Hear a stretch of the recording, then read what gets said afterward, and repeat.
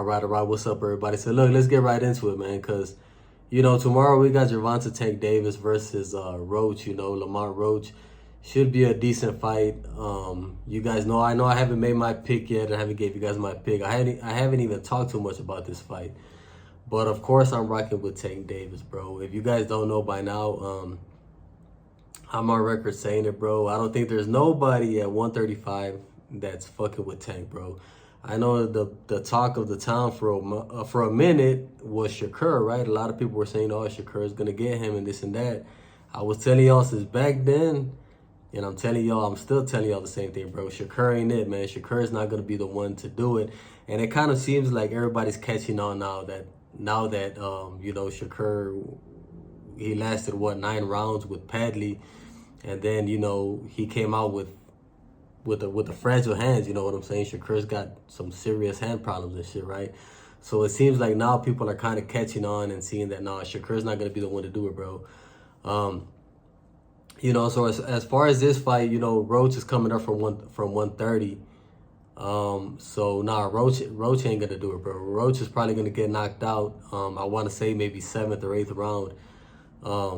And I see Gervonta, starting this fight like every other fight that he does, bro. He's gonna start it off, letting his opponent work to wear himself out a little bit. He'll probably, start feeling for his power.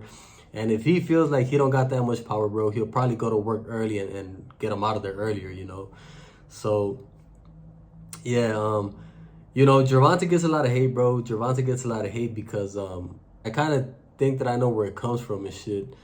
A lot of people say, well, at least this is what they say on my channel, bro. I've heard these comments time and time again. A lot of people tell me like, oh, how come you always talk about Canelo, but you never call out Tank for cherry picking and this and that? And see, the thing about that is that Gervonta, bro, he don't really be cherry picking like that, man. He took on Ryan Garcia when you guys wanted to see it, right? That was a huge fight, man. He took on Ryan Garcia. He's tried to take on Shakur Stevenson, the next big name that everybody wanted to see. The only one that kind of got away right there was Devin Haney, right? But Devin Haney I've been telling you guys this forever too, right? Devin Haney is just way too big for Gervonta. These guys, when you look at Gervonta Davis, he's a true 135-pounder. Gervonta could realistically drop down to 130, bro. And he could be fighting at 130 if he wanted to. I don't know if you guys noticed that he came in today at the weigh-in at 133 or some shit like that, So if could you just imagine, bro, if Gervonta were to drop down to 130, he would be unstoppable, bro. Like realistically unstoppable. Actually, I think he's unstoppable at 135, man. Like I said, bro, look, for me, it's like this with Gervonta. Gervonta is so damn great that we already know that nobody's fucking with him at 135, bro. Gervonta literally has to take on bigger opponents, and this is how anybody is ever gonna give him a challenge, bro. He's got to step out the box, right? Get out of 135, even though that is his real weight class. That's a perfect weight class for him, but his greatness is so much, bro, that nobody's fucking with him at 135. And this is why people they call out Devin Haney, because they know Devin Haney is a huge weight bully. And Devin Haney, I think right now he's at 147. He should have been at 147 for a minute. I've been telling you guys, I don't think he's coming back down to 140, and it doesn't look like he can make the weight no more. And yet they see how big Devin Haney is, and they still want they still want Gervonta to get in there with Devin Haney. And look, I'll be real with y'all, bro. I want to see that shit too, man. I still think, despite that huge size difference and the huge advantage that Devin Haney would have, due to the size, I still think that Tank knocks him out, bro. So, what I'm trying to say is this. Look, when it comes to Gervonta, right, nobody's fucking with him at 135. I think for his next fight, bro, he needs to kind of do us all a little favor, get out of his comfort zone and fight somebody at 140, bro. This is the only way we're going to get somebody to challenge Gervonta, because yes, he is that great, bro, that you are that great that we want to see you take a bigger risk, jump up to 140. I believe he could even give people problems at 147, man. There's a lot of fighters at 147 that I know that Tank, he could probably get them out of there, but, Yeah, there's a lot of hate that comes with Gervonta. You know, like I said, I think I know where it comes from. A lot of this, I kind of noticed that it's because of this, right?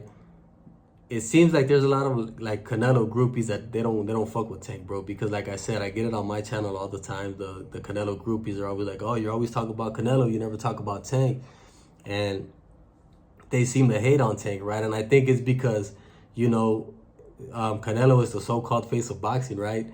But then at the same time, there's a lot of people that label Gervonta the face of boxing. You know, and for me, I would pick Gervonta over Canelo any day of the week as the face of boxing.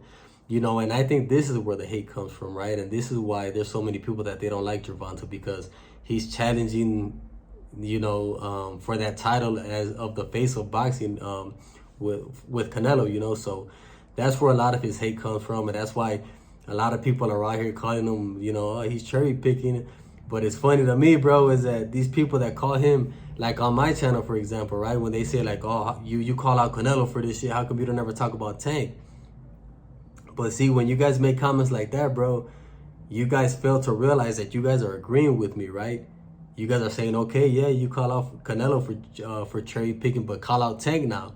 So you guys are admitting that yes, Canelo is cherry picking, but you guys want to hear me talk about another fighter. You know what I'm saying? And when it comes to the level of cherry picking that Gervonta does and Canelo does, they're worlds apart, right? Gervonta, like I said, he's tried to make some good fights happen, bro. He tried to give us the Lomachenko fight. He tried to give us the Shakur fight. You know, Shakur kind of outpriced himself. As I guess he thinks he's a bigger star than what he, right, in reality, what he really is, right? But, you know, I just think that this is what it comes down to, right? Gervonta is such a fucking talent, and he is so great that people want to see him and, you know, take on a huge challenge, bro. Even if that means stepping out of his weight class and, you know, fighting one of these bigger guys, bro. Because yes, these are probably the only people that are gonna give him problems. You know, I would like to see Gervonta fight Teofimo next, man. I think that would be one hell of a fight, bro.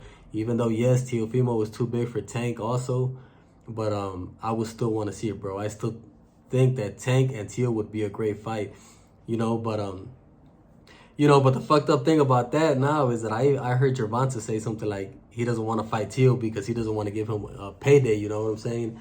Which is fucking crazy. I told you guys this shit would happen, bro. I even heard Keyshawn Davis say this shit. Keyshawn Davis came out here and said, I'm not going to fight Teo because I don't want to give him a payday, bro. Keyshawn Davis is using this fucking excuse, right?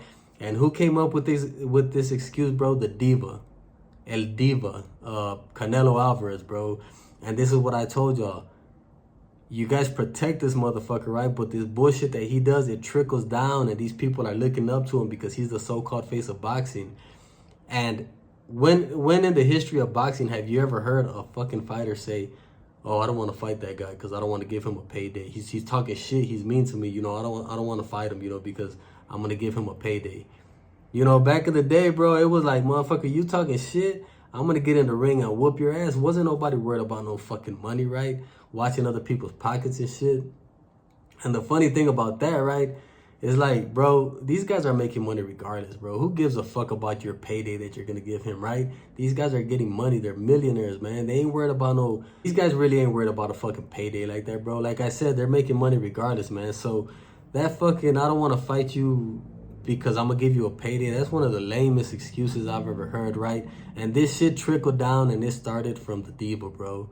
And this is why I told y'all, bro, y'all got to be careful with who you guys are protecting, because at the end of the day, these boxers think that it's cool. And like I said, bro, we even got fucking Keyshawn Davis talking about he doesn't want to give a payday to. Like, I mean, what kind of payday are you going to give somebody, bro? You know what I'm saying? But this is the new excuse that we're seeing in boxing, which is just sad as fuck, you know, because I miss the times where it was like, motherfucker, you talking shit, I'm going to go in there and whoop your ass, bro. Like, you talking shit, I really want to fight you now. And this is how we really should be, bro. And we need to get back to this type of shit. Not, oh, he's talking shit to me. Oh, he's being mean to me. No, I don't want to fight him. I don't want to fight him because I'm going to give him a payday. You know, man, shut that, soft that shit up, bro. That shit is just lame as hell to me, man.